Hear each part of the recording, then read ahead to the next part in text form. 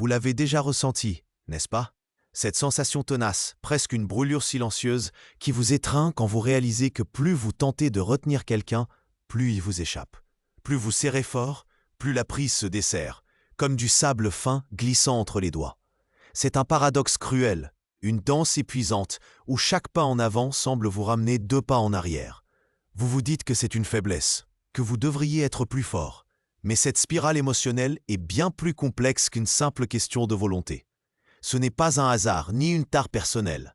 C'est un mécanisme profondément ancré, souvent invisible, qui opère en chacun de nous. Vous savez au fond de vous que vous devriez passer à autre chose. Que cette relation, ou ce qu'il en reste, ne vous apporte plus la paix, mais une anxiété constante. Pourtant, l'idée même de lâcher prise semble insupportable, chargée de la promesse d'une douleur encore plus vive. On vous a peut-être dit de tourner la page, de passer à autre chose, mais personne ne vous a vraiment montré comment y parvenir sans que cela ne déchire votre âme en 1000 morceaux. Aujourd'hui, cette perspective change. Aujourd'hui, vous allez comprendre pourquoi cette dynamique se répète et surtout comment en sortir. Depuis des décennies, la pensée de Freud éclaire les recoins les plus sombres de notre psyché, révélant les fils invisibles qui tissent nos comportements les plus inexplicables. Il a mis en lumière que nos attachements et nos peurs de l'abandon ne sont pas de simples caprices du cœur, mais des reflets de processus inconscients puissants, des schémas qui se répètent tant que nous n'avons pas la clé pour les désamorcer. Ce que nous allons explorer ensemble, ce sont les mécanismes subtils qui vous maintiennent prisonniers de ce cycle et comment les transformer. Imaginez-vous dans quelques semaines, un soir de printemps, sortant d'une brasserie animée de Paris ou d'un petit café de quartier à Lyon. Le cœur léger, non pas lourd d'une attente ou d'un regret, mais rempli d'une curiosité nouvelle pour ce que demain vous réserve. Une sérénité inédite vous enveloppe, comme si un poids invisible s'était enfin envolé. Vous ne courez plus après l'attention, mais vous la dégagez naturellement, sans effort. C'est cette transformation intérieure que nous visons, cette liberté authentique que vous allez commencer à bâtir dès aujourd'hui. Si ce message résonne en vous, si vous sentez que quelque chose en vous est prêt à changer, alors prenez une seconde pour cliquer sur « J'aime cette vidéo ». Abonnez-vous à la pensée de Freud et activez la petite cloche pour ne manquer aucune de nos explorations. Chaque vidéo est une clé qui peut véritablement faire basculer votre perspective. Et votre soutien nous permet de continuer à vous offrir ces vérités, même les plus brutales, avec l'empathie qu'elles méritent. C'est notre pacte. Je vous offre la clarté, vous m'offrez la réciprocité pour que cette communauté grandisse. Dans les minutes qui viennent, nous allons décrypter les signes insidieux qui vous piègent, les erreurs communes que presque tout le monde commet et la grande révélation qui va littéralement inverser la dynamique. Nous allons explorer une vérité profonde, une phrase ancre puissante à laquelle vous pourrez vous raccrocher. Et enfin, je vous dévoilerai un rituel simple, en 5 étapes, à pratiquer pendant 21 jours. Un chemin concret vers cette liberté que vous recherchez. Ce n'est pas une solution miracle, mais une voie exigeante et libératrice. Mais avant d'atteindre ce point final, il est essentiel de comprendre ce qui se joue vraiment en vous. Ce qui se joue en vous fait bien plus qu'une simple déception ou une blessure. C'est un mécanisme insidieux que j'appelle le nœud gordien émotionnel. Imaginez une corde à la fois invisible et incroyablement résistante, tissée par vos attentes, vos peurs et les souvenirs d'un lien qui n'est plus ce qu'il était. Plus vous tirez sur cette corde pour tenter de retenir l'autre, plus elle se resserre autour de vous, vous étouffant lentement, sans jamais ramener ce que vous désirez. C'est la paradoxale quête de contrôle qui conduit à la perte de soi. Ce n'est pas un défaut de caractère, mais une réaction humaine à la douleur de la séparation ou de l'incertitude. Pensez à cette jeune femme, Solène, graphiste à Bordeaux. Elle avait mis toute son énergie dans une relation, persuadée que son dévouement inconditionnel serait récompensé. Quand la distance s'est installée, elle a redoublé d'efforts, envoyant des messages tendres, proposant des week-ends romantiques, s'oubliant elle-même pour l'autre. Le conflit a éclaté non pas à cause d'un manque d'amour, mais d'un surplus d'attente. Ces tentatives désespérées de réparer le lien ont eu l'effet inverse. L'autre s'est senti étouffé, et Solène, épuisée, s'est retrouvée seule avec le sentiment d'avoir tout donné pour rien. C'est le piège du nœud gordien émotionnel. On croit se battre pour l'autre, mais on se bat contre soi-même et on finit par s'épuiser. Comprendre ce mécanisme est le premier pas. Le second est d'identifier les signes, les indices subtils que ce nœud est en train de se resserrer. Le premier de ces signes, insidieux, est ce que j'appelle l'obsession mentale incessante. Vous vous surprenez à rejouer des scènes passées, à analyser chaque mot, chaque silence, à échafauder des scénarios futurs qui n'arriveront probablement jamais. Votre esprit est devenu un tribunal où vous êtes à la fois l'accusé et le procureur, sans jamais trouver de verdict satisfaisant. Vous vous retrouvez à fixer le plafond la nuit, à tourner en rond dans votre appartement parisien, l'esprit embrouillé par des questions sans réponse. Pour commencer à défaire ce nœud, accordez-vous une heure de rumination quotidienne. Pendant 15 minutes, et pas une de plus, autorisez-vous à penser à tout cela. Fixez une alarme. Quand elle sonne, arrêtez. C'est une micro-action qui vous redonne un semblant de contrôle sur votre esprit. Le deuxième signe est la quête incessante de validation externe. Vous scrutez les réseaux sociaux, vérifiez si un message a été lu, attendez une notification avec une anxiété palpable. Chaque like ou absence de réponse devient une preuve de votre valeur ou de votre insignifiance. Vous cherchez des indices dans le comportement de l'autre pour savoir si vous êtes toujours assez bien, assez aimé. C'est comme chercher votre reflet dans un miroir brisé. Vous ne trouverez jamais de réponse stable à l'extérieur si l'instabilité est à l'intérieur. Pour contrer cela, désactivez toutes les notifications concernant cette personne pendant au moins 24 heures. Vous verrez à quel point cette dépendance aux signaux externes pèse sur votre esprit. C'est une libération, même minime, de cette chaîne invisible. Le troisième signe est la négation de la réalité présente. Vous vous accrochez à l'idée de ce que la relation était ou de ce qu'elle pourrait être, ignorant délibérément les faits qui prouvent le contraire. Vous minimisez les absences, rationalisez les silences et inventez des excuses pour un comportement qui vous fait souffrir. C'est une forme d'autoprotection illusoire, comme si refuser de voir la vérité pouvait la faire disparaître. Mais la réalité, comme le vent sur la côte normande, finit toujours par vous rattraper. Pour y faire face, prenez un carnet et notez-y 3 faits concrets et objectifs concernant la situation actuelle, sans interprétation, sans émotion. Par exemple, nous n'avons pas échangé depuis 3 jours, ou nos dernières conversations sont tendues. C'est une ancre dans le réel. Si cette première prise de conscience résonne déjà en vous, si vous sentez que quelque chose se délie dans votre esprit, laissez un commentaire avec le mot « clarté ». Je les lis tous et les plus pertinents recevront une réponse directe de ma part. N'oubliez pas, le chemin vers la vraie liberté culmine avec un rituel précis que je vous révélerai entièrement à la fin de cette session. Mais il y a une raison encore plus profonde à cela, un mécanisme que presque personne ne perçoit et qui maintient ce nœud gordien émotionnel en place. Je vous le révèle juste après. Mais il y a une raison encore plus profonde à cela, un mécanisme que presque personne ne perçoit et qui maintient ce nœud gordien émotionnel en place. Ce n'est pas seulement la peur de la perte, mais la projection de nos propres manques sur l'autre.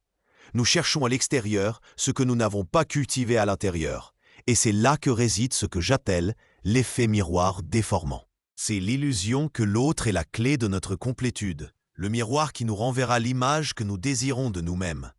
Plus le miroir est déformé par nos attentes, plus nous nous accrochons à lui, même s'il nous renvoie une image qui nous fait souffrir.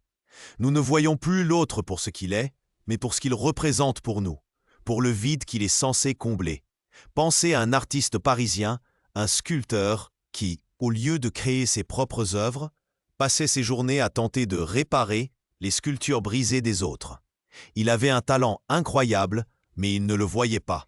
Il était persuadé que sa valeur résidait dans sa capacité à redonner vie à ce qui était abîmé, et non dans sa propre création. Le jour où il a compris que son art était en lui, et non dans la validation des autres, il a commencé à sculpter des œuvres magistrales. Cet effet miroir déformant est puissant, car il nous fait croire que notre bonheur dépend d'une source externe, nous rendant vulnérables et dépendants. Quand ce mécanisme est à l'œuvre, un autre signe insidieux apparaît, l'érosion silencieuse du soi. Vous commencez à vous oublier.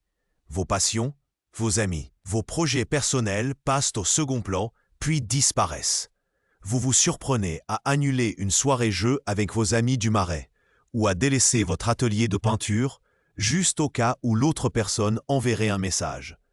Vos conversations ne tournent plus qu'autour de cette relation, de cette attente, de cette personne. Vous perdez ce qui fait de vous une personne unique, intéressante, vibrante. C'est comme si vous vous fondiez dans l'autre, espérant ainsi le retenir, mais vous ne faites que vous effacer. Pour commencer à retrouver ce soi perdu, fixez-vous un objectif simple cette semaine. Reprenez une activité que vous aimiez avant que cette dynamique ne s'installe.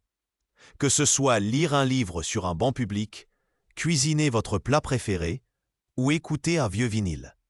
Faites-le pour vous, et seulement pour vous. C'est un acte de réaffirmation de votre existence.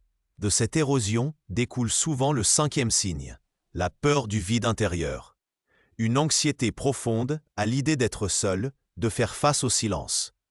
Vous remplissez chaque instant par des distractions, des réseaux sociaux, de nouvelles rencontres qui ne sont que des pansements temporaires.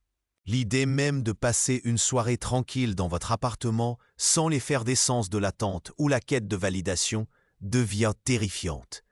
C'est un sentiment qui vous ronge, comme le vent glacial des Alpes qui s'insinue partout. Cette peur vous pousse à vous accrocher à n'importe quelle bouée, même si elle est percée. Pour y faire face, accordez-vous chaque jour 15 minutes de pause silencieuse, sans écran, sans musique, sans distraction, juste vous et vos pensées. Observez-les passer comme des nuages. C'est inconfortable au début, oui, mais c'est le seul chemin pour apprivoiser ce vide et y semer de nouvelles graines. Le 6e signe, et il est particulièrement cruel, est le cycle de l'espoir déchu. Vous connaissez cette danse, n'est-ce pas? Un simple message, un regard fugace, une phrase ambiguë, et tout s'illumine en vous. Vous échafaudez des scénarios, des retrouvailles, des lendemains meilleurs. C'est comme une bougie qui s'allume dans l'obscurité, intense et éphémère. Puis, le silence revient. L'indifférence reprend sa place, et la bougie s'éteint, vous laissant dans une obscurité encore plus profonde qu'avant. Chaque miette d'attention devient un festin illusoire, suivi d'une fin lancinante, d'une déception qui s'accumule et pèse sur votre âme. Vous vous retrouvez à revivre la même histoire, encore et encore, sans jamais briser le cercle. Pour rompre ce cycle, tenez un journal simple. Notez-y chaque interaction qui suscite en vous un espoir démesuré, ce que vous en avez déduit et ce qui s'est réellement passé. Ce n'est pas pour vous juger, mais pour visualiser le schéma, pour voir la vérité brute de ces répétitions. C'est en reconnaissant le cycle que l'on peut enfin choisir d'en sortir. Ces signes, qu'ils soient l'obsession mentale, la quête de validation, la négation de la réalité, l'érosion du soi, la peur du vide ou le cycle de l'espoir déchu, sont les manifestations de ce nœud gordien émotionnel qui vous enserre. Ils sont les symptômes, mais la racine est plus profonde, ancrée dans cet effet miroir déformant qui nous fait croire que l'autre est la solution à nos propres manques. La bonne nouvelle, c'est qu'une fois que vous les identifiez, vous avez déjà une partie de la clé, mais il y a un détail crucial que presque personne ne voit et qui vous maintiendra prisonnier tant que vous ne l'aurez pas intégré. Je vous le révèle dans un instant. N'oubliez pas, le chemin vers la liberté culmine avec une phrase ancre puissante et un rituel de 21 jours que je vous donnerai à la toute fin de cette exploration. Ce détail crucial, le point aveugle qui sabote toutes vos tentatives de vous détacher, est le suivant. Vous essayez de manipuler le miroir au lieu de changer votre propre reflet. Toutes ces stratégies habituelles qu'on vous a peut-être conseillées, occupe-toi, sors avec d'autres, fais comme si de rien n'était, échouent souvent parce qu'elles sont des réactions externes à un problème interne. Elles ne touchent pas le cœur du nœud gordien émotionnel, ni l'illusion de l'effet miroir déformant. En réalité, en essayant de vous détacher par la force ou l'évitement, vous continuez à donner à l'autre le pouvoir sur votre paix intérieure. C'est comme essayer d'éteindre un feu avec de l'essence. Vous pensez agir, mais vous ne faites qu'alimenter ce qui vous consume. La société française, avec son culte de l'élégance discrète et de l'indépendance d'esprit, nous enseigne implicitement que la véritable force réside dans une forme de nonchalance maîtrisée, une capacité à ne pas se laisser submerger.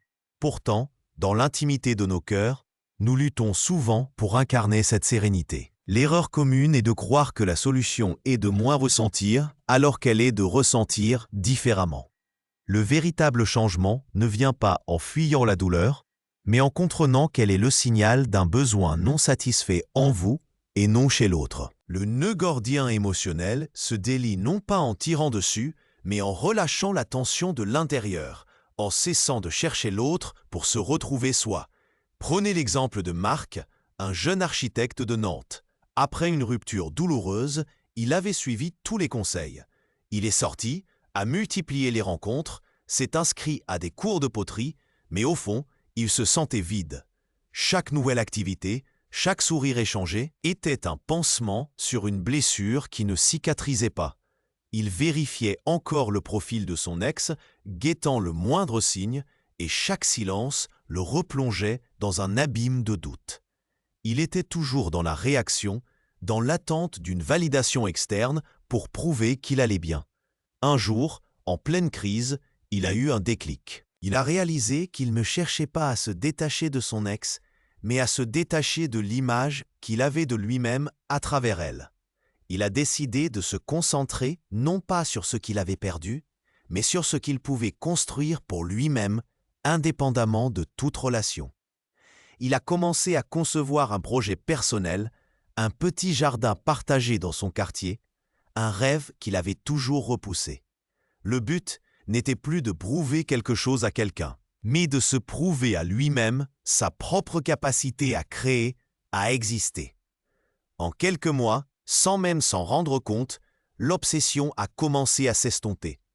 Le miroir s'était redressé et il voyait enfin un reflet qui lui appartenait, non pas déformé par l'attente de l'autre, mais par sa propre lumière. Ce que Marc a découvert, c'est que la clé n'est pas de lâcher prise sur l'autre, mais de reprendre prise sur soi. C'est une distinction fondamentale. Pour commencer à appliquer cela dès aujourd'hui, je vous propose une micro-action puissante, la règle des 3 je. Chaque fois que vous vous surprenez à penser à l'autre, à ce qu'il fait, à ce qu'il pense ou à ce qu'il devrait faire, redirigez immédiatement votre pensée vers 3 choses que vous pouvez faire pour vous-même, ici et maintenant. Par exemple, je vais prendre une grande inspiration. Je vais me préparer un bon café. Je vais avancer sur mon projet.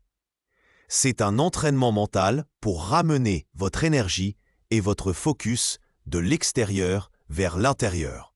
C'est une façon de désactiver l'effet miroir déformant et de commencer à sculpter votre propre réalité. Si cette perspective vous parle, si vous sentez une étincelle de cette nouvelle approche, écrivez délié dans les commentaires. C'est un engagement silencieux mais puissant, une reconnaissance que vous êtes prêt à changer de paradigme. Je lis tous vos messages et les plus sincères recevront une réponse de ma part. Et souvenez-vous, le rituel final, en 5 étapes, celui qui scellera cette transformation et la phrase encre qui l'accompagne, arrive dans les toutes dernières minutes de cette exploration. Mais avant de vous dévoiler ces outils ultimes, il y a une dernière pièce du puzzle à assembler. Une pièce qui vous permettra de comprendre comment ne plus jamais retomber dans ce piège. Car se défaire d'un nœud gordien émotionnel ne suffit pas, il faut aussi apprendre à ne plus en créer de nouveau. Êtes-vous prêt à regarder en face ce qui, en vous, attire encore et toujours les mêmes dynamiques? Êtes-vous prêt à regarder en face ce qui, en vous, attire encore et toujours les mêmes dynamiques? C'est une question qui résonne en chacun de nous, parfois sans que nous osions y répondre. Car, oui, il existe un mécanisme encore plus profond que le nœud gordien émotionnel et l'effet miroir déformant. Un phénomène insidieux qui nous pousse à rejouer les mêmes scènes, avec des acteurs différents, mais un scénario étonnamment familier. J'appelle cela le syndrome de l'écho intérieur. Imaginez un vieil appartement parisien, avec ses murs épais et ses recoins chargés d'histoire. Chaque émotion non résolue, chaque blessure passée, laisse une empreinte sonore, un murmure persistant dans ses couloirs. Même quand les portes sont fermées, l'écho de ces événements passés continue de résonner, influençant l'ambiance, dictant les réactions, parfois même attirant des situations qui reproduisent la mélodie originelle. Ce n'est pas une fatalité, mais la preuve que notre inconscient, tel un chef d'orchestre invisible, cherche à achever une partition inachevée, à résoudre un conflit ancien. Ces échos lointains, souvent enfouis dans nos premières expériences, sabotent nos relations d'adultes en nous incitant à chercher inconsciemment des partenaires ou des situations qui réactivent ces blessures, non pas pour souffrir, mais pour, paradoxalement, tenter de les guérir. Pensez à Sophie, une brillante ingénieure lyonnaise, toujours attirée par des hommes distants, émotionnellement indisponibles. Chaque relation finissait par la laisser avec le même sentiment d'abandon qu'elle avait ressenti enfant, lorsque son père, un homme d'affaires souvent absent, ne parvenait jamais à être là pour ces moments importants. Elle se disait qu'elle avait la poisse, mais en réalité, son écho intérieur la guidait vers des dynamiques familières. Elle ne cherchait pas la distance, mais la réparation de cette distance. Elle espérait, à chaque fois, que cette nouvelle personne serait celle qui, enfin, comblerait ce manque ancien. Ces tentatives de retenir ces hommes, de les faire s'engager, étaient des manifestations du nœud gordien émotionnel. Pour commencer à briser ce syndrome de l'écho intérieur, je vous propose une micro-action simple, mais profondément révélatrice. L'inventaire des récurrences. Prenez quelques minutes pour identifier une ou deux situations récurrentes dans vos relations passées qui se sont terminées de la même manière ou qui vous ont laissé le même sentiment douloureux. Ne cherchez pas à analyser, juste à identifier le schéma. Par exemple, je me retrouve toujours à être le sauveur ou mes partenaires finissent toujours par me quitter pour quelqu'un d'autre. Le simple fait de nommer ces schémas, sans jugement, est un premier pas pour les désamorcer. C'est comme allumer une petite lampe dans ces couloirs sombres de votre appartement intérieur. Reconnaître ces échos est essentiel, mais ce n'est que le début. Car comprendre la mélodie ne suffit pas à changer la partition. Il faut une action concrète, une nouvelle chorégraphie pour votre âme. C'est un chemin qui demande du courage, une volonté de transformer la douleur en une force inattendue, de désactiver ces déclencheurs émotionnels qui vous maintiennent captifs.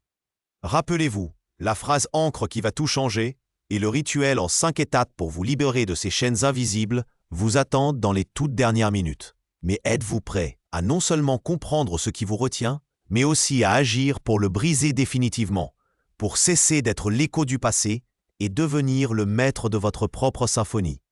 Oui, vous êtes prêt, car la véritable symphonie de votre existence ne peut commencer que lorsque vous cessez d'être l'écho des mélodies inachevées du passé. Le moment est venu de vous offrir les outils ultimes, ceux qui transformeront cette compréhension en une action concrète, en une nouvelle réalité. Ce n'est pas une fuite, mais une construction. Ce n'est pas un oubli, mais une réinvention. Voici la vérité, la phrase ancre que vous pouvez graver en vous, que vous pouvez murmurer chaque matin comme un serment. Je ne retiens plus ce qui me vide, je construis ce qui me remplit. C'est une déclaration de souveraineté, un choix conscient de rediriger votre énergie, non pas vers ce qui vous échappe, mais vers ce qui vous appartient, ce qui vous nourrit intrinsèquement. Elle résonne avec ce paradoxe initial, cette sensation que plus vous serrez, plus l'autre vous glisse entre les doigts. Elle inverse cette dynamique, vous invitant à relâcher la tension pour retrouver votre propre substance. Elle est le cœur de ce reframe. Cessez de chercher votre reflet dans un miroir déformé pour devenir la source de votre propre lumière. Pour ancrer cette vérité, pour défaire ce nœud gordien émotionnel et apaiser les échos intérieurs, je vous propose un rituel simple, mais d'une puissance insoupçonnée. Appliquez-le chaque jour pendant 21 jours. 21 jours pour réécrire votre partition intérieure, pour transformer ces murmures en un champ nouveau. Ce n'est pas une tâche ardue, mais une série de micro-actions qui, cumulées, créeront un changement profond et durable. Ce rituel du renouvellement intérieur se déroule en 5 étapes, conçues pour s'intégrer discrètement à votre quotidien. L'éveil du soi. Matin. Au réveil, avant même de toucher votre téléphone, prenez 3 grandes inspirations. Puis, répétez à voix haute la phrase ancre « Je ne retiens plus ce qui me vide, je construis ce qui me remplit ». Visualisez cette affirmation comme une graine que vous plantez en vous. Cela ne prend que 30 secondes, mais cela pose l'intention de votre journée. 2. La pause du jardin secret, midi. Au milieu de votre journée, que vous soyez à la machine à café, dans les transports en commun ou attablé à une terrasse de café à Paris, accordez-vous une minute de silence total. Fermez les yeux si possible et imaginez un jardin intérieur en vous.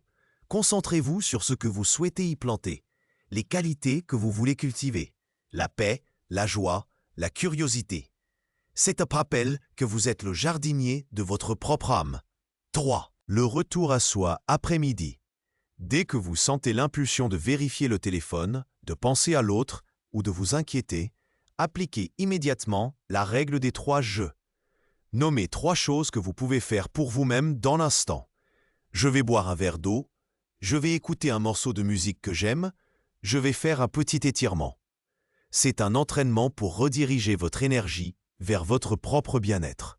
4. Le carnet des victoires, soir.